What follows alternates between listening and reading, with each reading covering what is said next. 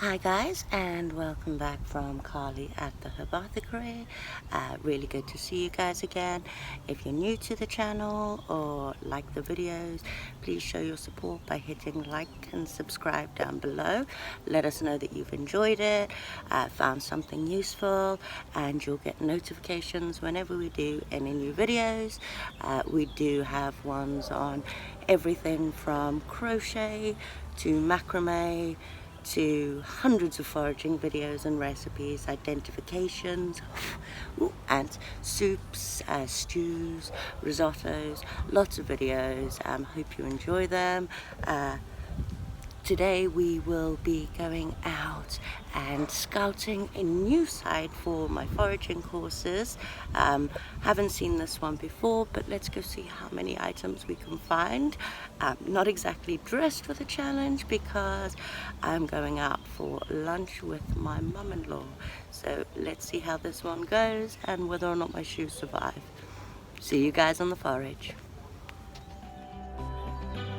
Now, not forgetting the disclaimer, I am not a doctor, I am not an ethnobotanist, I am someone who has spent a lot of time foraging and some really good guidebooks, so please do your own thorough research. Don't eat anything or pick it unless you're 100% sure of identification, and don't just take my advice. I stumbled across a beautiful new site for our forage walks today. Unfortunately, as I was heading out for lunch with my mum-in-law, I'm not exactly prepared, but I decided that I would return and scout it out. So we won't be including much information on medicinal and edible uses today. We'll just be pointing things out so you can go have a look for them yourselves later. And right at the entrance we have some young wild carrot shoots or St. Anne's lays, but I'm sure I'll be able to find some larger ones to compare later on. But right next to those we have COLTSFOOT. Now this has been used for generations as a cough medicine, cooked down. However, it does have things in it that can mess with your kidneys, so small doses only. And hiding just next to those, amongst the seeding nettle tips, we have one of my favorites, which is mugwort or dreamwort. This can be used in a tea to make euphoric dreams, or it can be dried and used as a tobacco alternative. And just next to those, I stumbled upon some creeping thistle. Like most of the thistle family, these are good for flushing out your kidneys. If you can get to the stem, that's awesome, but the petals can just be harvested and popped on salads. But remember your gloves, as they're very prickly. Much like the stinging nettles that we have just next to them. These are one of my favorites. I harvest the leaves. I love the seeds. They're great for an energy boost. Obviously, do not eat the leaves if the plant is in seed. And hiding in the pathway and all that mud is broadleaf plantain. We all know this one quite well. Not only is it good for bites and stings, but it's also edible and nutritious. Growing just next to the water, I found one of my most favorite flowering plants. It's the Himalayan balsam, or common jewelweed, wild jewelweed. They're very, very pretty, but I don't suggest eating them. Also, I wouldn't really pick them and get the sap on your skin, as they have been known to cause irritations to some people. Another well-known plant hiding amongst here is the brambleberry or the blackberry. Unfortunately, all the berries have died back on this one, so I'll pick the shoots and add them in a tea, which is great for hormone issues and actually really good for female health altogether. A little bit further on we found cleavers, otherwise known as sticky willy.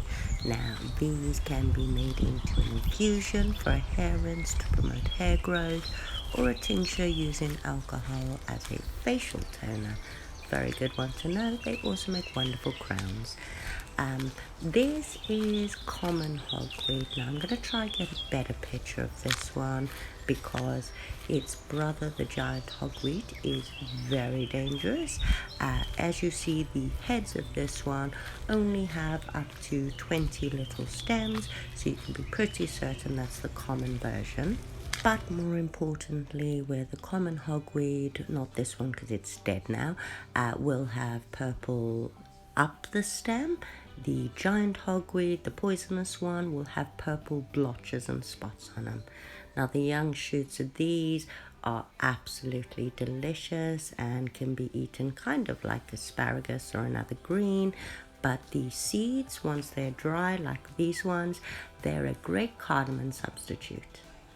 I've lost count how many beautiful goodies we've found so far, but we must be up to about 10. So we'll have a little walk around this beautiful site and see if I can get a close-up of that common hogweed. I'm sure there'll be some in the verges here somewhere.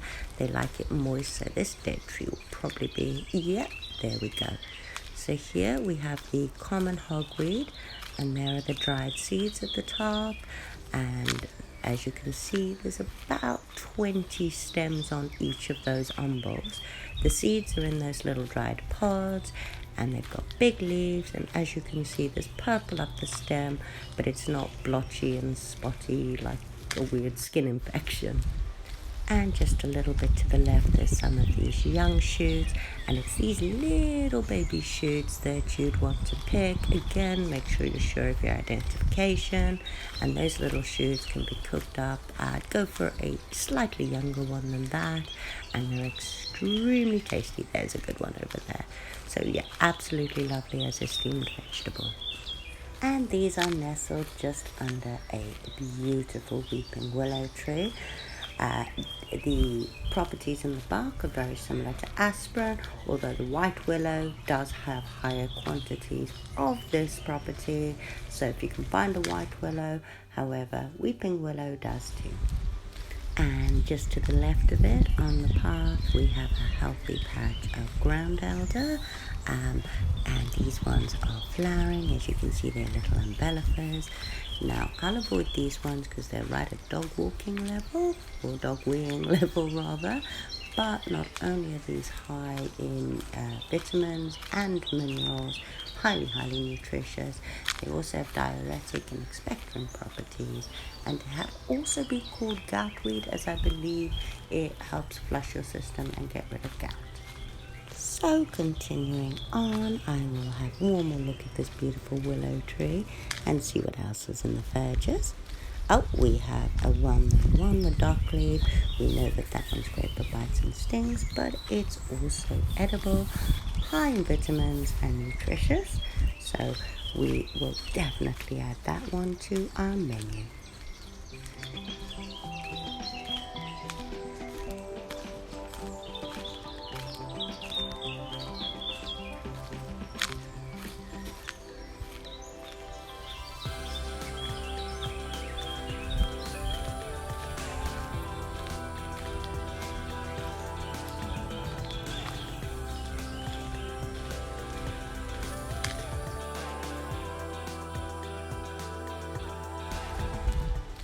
It's so easy to get distracted in such a beautiful place, but luckily there's so much that keeps catching my eye.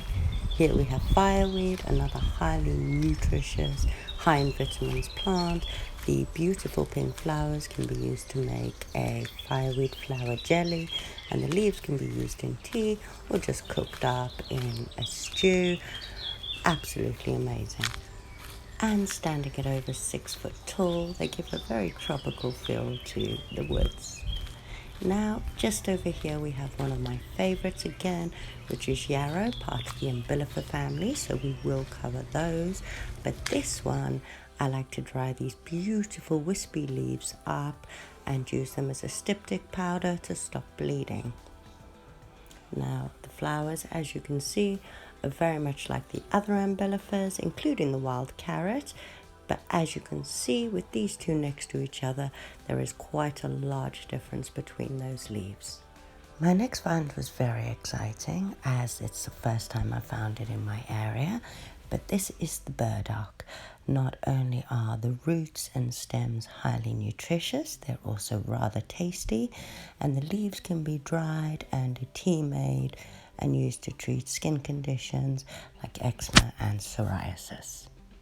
It's important to note that large amounts of burdock can have a laxative effect. The thick, heart-shaped leaves are quite papery to touch, and they can grow extremely large. This plant is absolutely beautiful when it's flowering as well, with the little purple thistle-like flowers. And as you can see, the bees and the butterflies are enjoying them as well. Now a little bit further on, I came across one lonely OXEYE daisy. Now the leaves of this OXEYE daisy are highly nutritious and a really good source of dietary fiber. However, the flowers have been used to make a tea that can help reduce ulcers in the stomach. Next, hiding amongst the nettles, looking an awful lot like dead nettle, we have black horehound. Again, this one has been used for generations to ease coughs and works as well as an antiemetic. And just as we were planning on leaving this beautiful park and thinking about how all our finds were for colds and coughs mostly, I came across bird's eye speedwell, which has been used for generations to treat respiratory issues, colds, coughs, asthma, even blocked and congested sinuses. And these little flowers are so beautiful. Definitely add this one to our list. And hiding just next to it was another one of my favorite finds from last year, and it's shepherd's purse. This one is best known for its help with slowing excessive bleeding and also urinary tract issues. And the best identifier of this beautiful plant is its heart-shaped seed pods. Now I'm finally back to the path. I'm pretty sure I've left my poor mum-in-law eating our lunch on her own. But on our way back, we came across a few bits, so I'll just mention them and you guys can go have a look at them. But here we have seeding, wild garlic mustard. We also found some young garlic mustard shoots. This is what the leaves look like when they're young. The young leaves can be eaten by themselves, and the seed pods can be harvested from their seeds to make your own kind of seedy mustard. So very yummy and flavorful. Then a little bit further on, I came across some wild lettuce, also known as the opium lettuce. This can be processed down to make a pain-killing substance. Please go research that, as I won't be including that information in this video. But the spikely bit up the stem in the middle is a great identifier for this one. We also came across some hawthorn. There was a slow plant hiding in here. Some young herb rabbit shoots that have come up again. Some white clovers, some evening primrose, a couple of red clovers, and some self-heal that was coming along absolutely beautifully. All of these are highly nutritious and medicinal, so I advise you go have a look. Unfortunately, we didn't have that much time for the rest of the video. Hope you guys found that fun like I did and useful, picked up maybe a tip or two, another item to go and research in your own time. Again, thank you guys for coming back to the Herbothicary. It was great to see you again. Don't forget to hit like and subscribe, and hopefully I'll see you guys again soon. Bye.